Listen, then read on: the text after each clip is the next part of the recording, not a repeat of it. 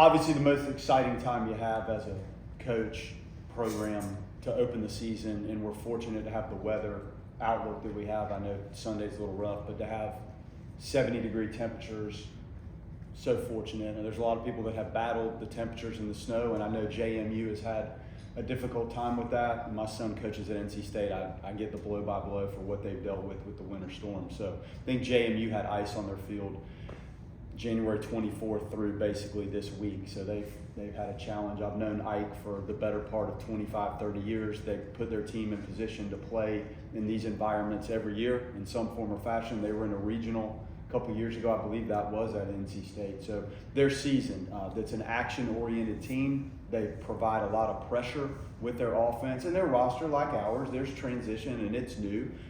They have some good pieces. I think the middle of their field returns. They're well coached. Ike does a great job preparing the team, and there'll be a challenge. And they have had a distinct personality. I think they had 111 stolen base attempts last year. That's a lot of running. In the short game and the running, we've tried to prepare our team holistically for that, and you step right into a confrontation with a team that's very good at it. I like where we are. You get to a roadblock in the process of you have to play some other teams, and that is here. We need that. The inter squads and the practice and the reps and the work and the bullpens and the scrimmage and the cage and the bunting, you have to try to apply these things in game. And I feel good. I have some concerns overall about the club, but we need to address that in the heat of the moment out here, and we need to play.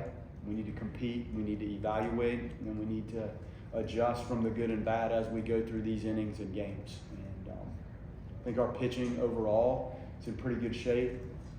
Mike and I have talked a lot about the ramp up and the pitch count and the build up process for these guys, and we've gone slower and longer, and we're not going to try to push the envelope too far. We'll throw Mendez on Friday and Beard on Saturday and Bryson Moore on Sunday. We're not going to push this thing too far. It's been a slow build up. We're not going to ask too much of them. I think our bullpen leverage guys, everything in college baseball is a leverage bullpen moment. It is. There's ramifications for every pitch in that inning, in that game, the following week. Everything is leverage. So all of our other pitchers that are not starters are in a leverage role, and I think we're in good shape. Our bullpen on the right side of things, I think we're a little deeper than we are on the left with Whited and Meeble. We're grooming Manka to start on Tuesday. We all know if you look start to finish at the Tuesday games, this thing is very difficult, and if he can grow into that role and shorten the back of those games for us on Tuesdays, it helps that schedule, and it also sets you up for a more efficient weekend. I like where we are. I'm not solidified in some things that I'm going to do with the actual lineup, but I do like where this thing is headed. I do feel like we're fairly athletic. I feel like we have some depth in areas. We do have some questions in areas. The middle infield, as we've discussed, was as clean as anything I'd seen at this level, and replacing that, having the same feel to support the pitchers, to turn double plays, to run the game in the middle. We've got to see what that looks like on the field in competition. I think our catchers, thank goodness, we got a little banged up Tuesday in a 5-inning scrimmage, but I think we're okay there. And then we have plenty of outfield athleticism and depth, no matter where you slice it. I think we have 3 guys that can and will play center field in some form or fashion, and you can do that, then you have good options in the rest of the space in the outfield. So all in all, I think we're on schedule. The rest of this needs to be answered and evaluated against the outside competition, and that time has come. Open up to questions. Chris? Is the intention for Cal Fisher to be your shortstop, and if so, what did he do to show that he's ready for that? Yeah, he's going to play shortstop, and he has been very consistent. I think his knowledge of what we're doing systematically helps that. His throwing accuracy stands out to me. I think that was something we saw at a low D's. You need to handle the ground ball, but you also have to be very accurate with the throw, and I've seen him do that. He's got a knack for the double play feed and pivot at that position, and he's solidified himself to have the opportunity to play short tomorrow. You talked a little about Peyton Manka starting on Tuesday. Do you see yourself starting more bullpen pitchers during the midweek to kind of get them reps starting? Ideally, when you have the Wednesdays, I think there may be a couple weeks where we have Tuesday, Wednesday. Somebody's going to have to start it. But if Manka can take that thing and extend those Tuesdays, it makes life a lot easier in the back end of the Tuesday game and then Friday, Saturday, Sunday. So you're not running the relievers out as often for as long. And the workload of the starting pitcher, this is a debate we have, is the workload on a starting pitcher who throws 70 to 110 pitches once a week, is that harder on the arm and the player than the relief pitcher that makes 25 or 30 appearances between 2 to 3 outs and 3 or 4 innings? So that's a constant give and take that we have to figure out. But right now, we would like for Manka to take that Tuesday and grow into that and be just as effective as the weekend guys that are starting to shorten the game. Then your bullpen outings are not as long. They might not be as frequent, and I think that guards you for the long run on the back end of the season. Lee in the front row. You talked about West getting the opening day nod, just the stuff that he's done in the offseason, adding to his pitch mix, and just kind of the confidence he's been playing with. What have you seen from him, especially going into Friday? The pitch mix is noticeable. He's got multiple breaking pitches. The changeup has always been very good. The fastball life has always been very good. His continued growth and additional success will come from repeatability. Can we repeat the mechanics and execute pitches? And in his case, sometimes it's getting the ball to his glove side, which would be in on a right-handed hitter away from a lefty. Usually when you can hit that release point, everything else can play off of that. And it intersects with the hitting zone at some point when you can get the ball to your glove side as a lefty over there. That's the next move. When he can do that, I think everything will click. If we're driving pitch counts up and we have big non-effective misses, then that pitch count, all of a sudden, it grows on you and you look up and you're in the 3rd or 4th inning and that pitch count represents we should really be in the 6th. So all the stuff is there and the stuff has improved. And the data that we get, the metrics on every pitch, will tell you that. He's got to stay focused and in his mechanics and finish these pitches and allow the pitch count to stay on schedule. Kurt, second row. You talked about Kyle. I guess do you have an idea going in how the rest of the middle infield is going to start? It seems like you're not lacking options. I mean, how good a thing is it that it seems like non-con can kind of be some tinkering and give guys shots and seeing who takes advantage of that? Yeah, I'm not there. I know that sounds crazy. I have some options and I'm getting through today and I'm gonna figure it out. Estes has done a nice job. Frazier is very talented and athletic. He's shown flashes. Putnam has done a good job. McCulley has been good at 3rd. Sheffield is in the mix. I asked my assistant coaches, slap a lineup on my desk. So I have 4 lineups and you know what they are? They're 4 different ones. So as much as you watch and see this, I'll get to the point where we put these guys in the starting gates and the horses are going to run and I'll figure it out. I do like the group as a whole in the infield. And again, I think when I talk about the center fielder profile in the outfield, the middle infield profile or the shortstop profile in the infield allows you to have a lot of options. And Estes and Frazier do give you left-handed bats, which we need. Both of them, the short game should be in play. So I would like to have one of those guys in the lineup at second base. I'm sure you handle lineups and seasons differently throughout your career. Is there any benefit to having a group that maybe can be a little bit different during the course of a season as opposed to 9 guys locked in?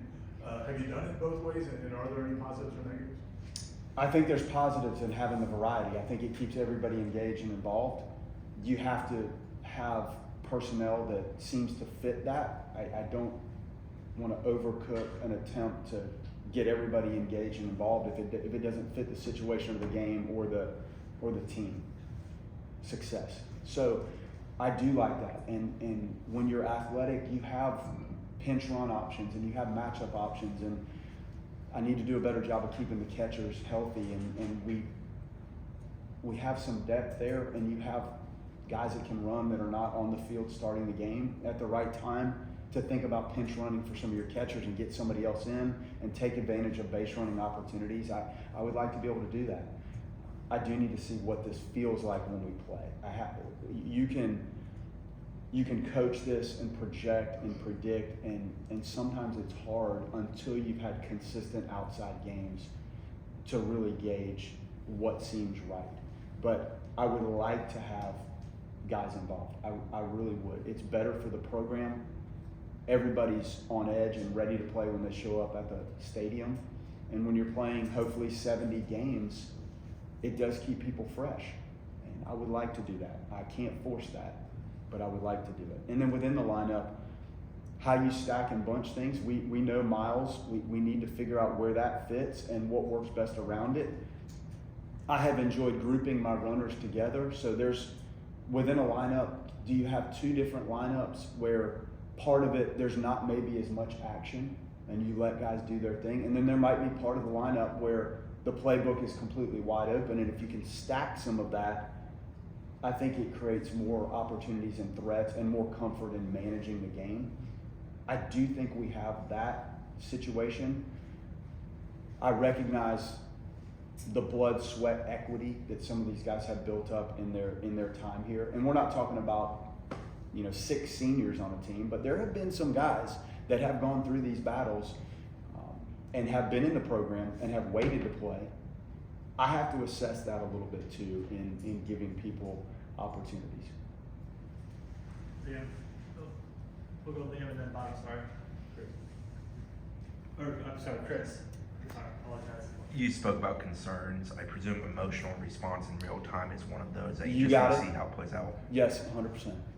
And the maturity and the excitement, the emotion of it is a positive to see. The emotional boiling point response is tough.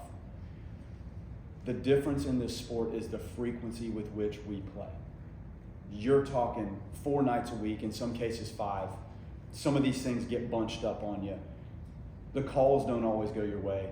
The outcome doesn't always go your way. The crowd's not always for you. There's some things we need to unpack and grow emotionally and learn how to stay on the rails. But this team, I can tell, and last year, they're excitable. They want to perform. They want to perform for the team, the program, the fans, the community, and they also have individual careers riding on this. So the stakes are very high in every aspect of what we're doing. So I think that does bring some emotion and excitement and intensity to it. But there has to be a balance, and the appropriate response has to keep you on track. It has to fuel you for the next pitch. It can't frustrate you to the point of lack of focus or engagement. Bob, You've been talking about the catcher's health throughout the lead up here to the start of the opening season. Hunter and Nate, are they good to go? Get to manage their innings? They're back to back. Could one DH, for example, if maybe not catch? Yes, they could. And to have a bunch of consecutive 9-inning scrimmages, we haven't really had that. Like you don't have the pitching to stretch out like multiple days of 9-inning games. So I feel like their legs are under them, and I think everybody could probably go catch 9 innings.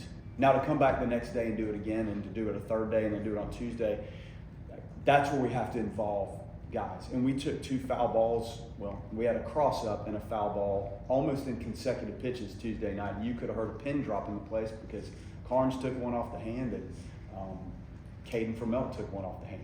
They're okay, but Tuesday night, we wanted to practice at night. That was a night practice, and all of the bullpen operation was in the visitors' bullpen. We wanted to get out of the confines of right field.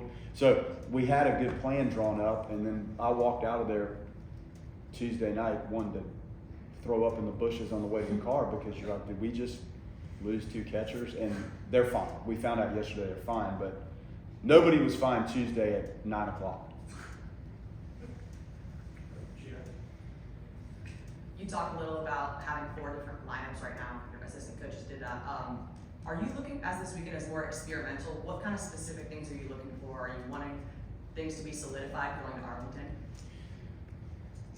Yes, but I know that's probably unrealistic. If we rewind the tape and look at this conversation last year, did the lineup and things end the way they started?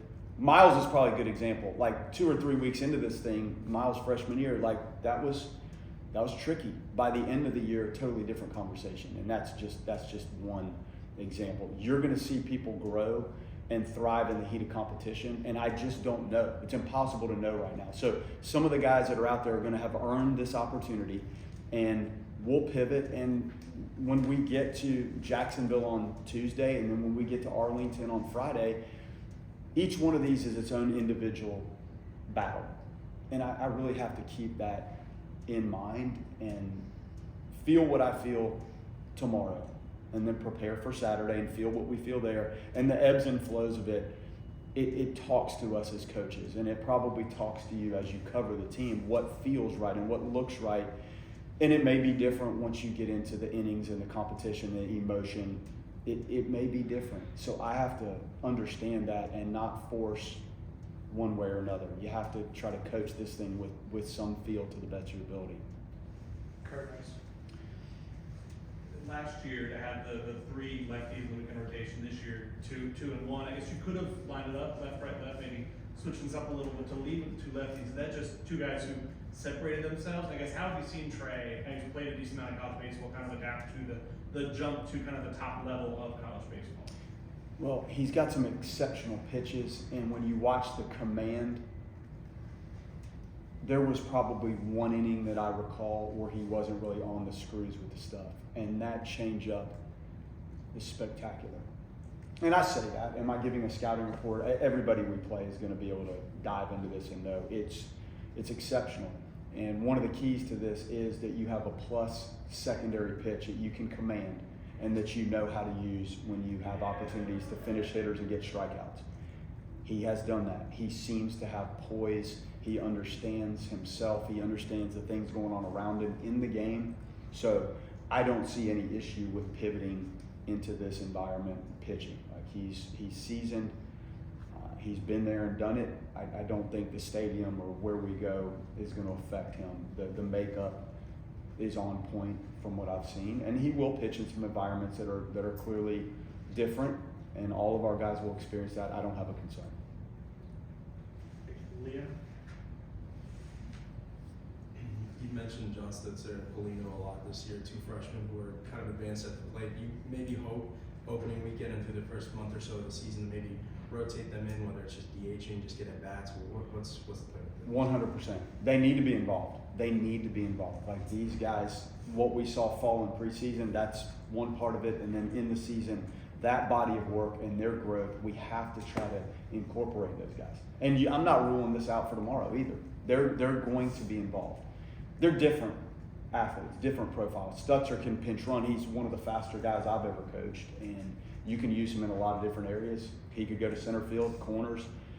I think he's functional at second base, and we've bounced him around a little bit. So they've been more consistent with the bat.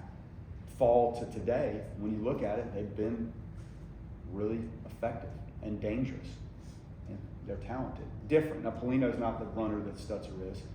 Polino, very good barrel to ball skill to all fields. Like that guy bangs balls in the right center, the left field corner, left center field, through the middle. It's an advanced freshman approach at the plate. And Stutzer's one of the more talented kids I've ever seen. Ira? I think every player at every level, like opening day is different. As the manager and with all the things you have on your mind, like what are opening days like for you? I'm nervous. Like you're excited, you're nervous for the operation to go right. You know, you have expectations. I want the stadium, the facility, I want the experience for the fans. I want all that to be right. And you've worked very, very, very hard evaluating players, recruiting players, endless, countless visits, all the discussions, all the mechanics involved in recruiting and building the roster, and then player development and then program development. And we've asked people to give money to help us clean things up in the stadium, and we're doing that. So you're nervous and excited. You want it to go right. Like I feel similar to how I did when I was a player, but you're looking at the totality of the operation, because I do feel responsible for all of that. And I think we're in a pretty good place. On the field, we have to go do it, but I think when we open these things up, we've never had the marching chiefs on the field pregame. They'll be on the field, they'll march in, the whole group will be on the field. We're doing some cool things, and it's not easy. You have to have cooperation and alignment and planning to try to get some of these things I do feel responsible for the game day experience overall. Now, a big part of that is if you put a winning product on the field, that helps the game day experience. I get that, and I'm more responsible for that than anything. But this is home for me, and I want the people that show up 40 times to love what they see and what it's like to get in, and their ticketing and their seating, and is it clean? Does a concession stand offer you opportunities? So these people keep coming back. You know, football plays 6 or 7 home games, and basketball doesn't play as many as we do, and softball's probably in the only bucket. So I'm looking at the entirety of the operation, knowing that the crux of it is on the field, but I can't just look at that. There's periods of time in the year where I'm trying to build and improve the experience for the people that support us.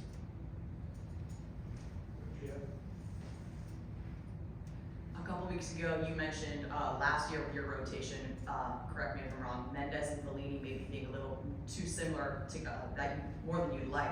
What about Wes and Trey? Do you like that's different about them to start them back to back?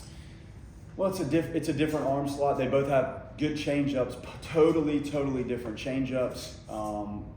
Mendez cutter has evolved into a really good pitch. Like it's a good cutter. So they are left-handed. You would rather split it up, but it's not so similar that it scares me in any way. I don't mind it, and that's what we're doing this weekend, and we'll see what it looks like. I will say our bullpen is maybe a little more right-handed. So this thing's probably going to end with right-handed pitchers involved before they get to see the next lefty. So you're not just going from left-handed starter to left-handed starter. Now, if we start rolling complete games at you and we're just running those two out and we get to Sunday and then that's just probably not realistic. There's going to be a lot of different righties in between those two, just because of the nature of the bullpen. Coach, you've obviously got Chase back and healthy. You mentioned Stutzer's athletic ability. With as much power that's in this lineup, how important is it going to be to leverage as much speed as you have on this roster as well? The variety of the athleticism in the lineup, I think, is the key to the whole thing. Frazier can fly, Williams can fly, Stutzer can fly, Delamalure can run, McCulley can run. We've got some pieces that need to be able to do that, because there are days the power may not be the ticket. And I do like our power. How does it play out statistically when we get to the end of this thing? Are we going to hit 100 home runs, 120, 30? Are we going to hit 70? I don't know. But the run game threat thrown into that equation, there needs to be uncomfort in some form or fashion for the opponent with the lineup. You have to have talent to do that. Talent could be in the form of power. It could be bat to ball, and clearly the speed needs to be a factor, and I think we have it. Now, that personnel being in the game and how we bunch it up, that affects the running. If I can figure out the right way to stack some of those runners, that would be how I would draw it up. I just have to feel what I see in the games from some of the guys before I can pinpoint where that needs to be in the lineup and how it looks night in and night out. Any other questions? Perfect.